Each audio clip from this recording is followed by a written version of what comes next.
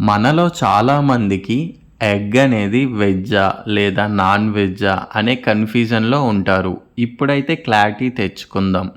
ఎగ్‌లో కోడిపిల్ల ఉంటుందని చాలామంది ఎగ్‌ని non veg అనుకుంటారు. కానీ అసలు విషయానికొస్తే మనం డైలీ తినే ఎగ్స్ వెజ్ అని సైన్స్ చెప్తుంది. ఎగ్స్‌లో 2 టైప్స్ ఉన్నాయి.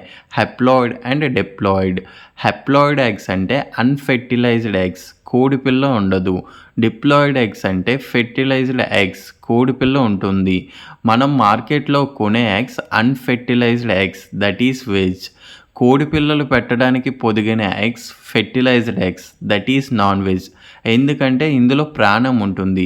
ఫైనల్‌గా ఎగ్స్ అనేవి వెజ్ అవ్వచ్చు లేదా నాన్ వెజ్ అవ్వచ్చు. ఈ వీడియో చూసాక ఎగ్ అనేది వెజ్జా లేదా నాన్ వెజ్జా అనే క్లారిటీ వచ్చిందో లేదో కింద కామెంట్ చేయండి. కంటెంట్ నచ్చితే ఫాలో చేసి సపోర్ట్ చేయండి.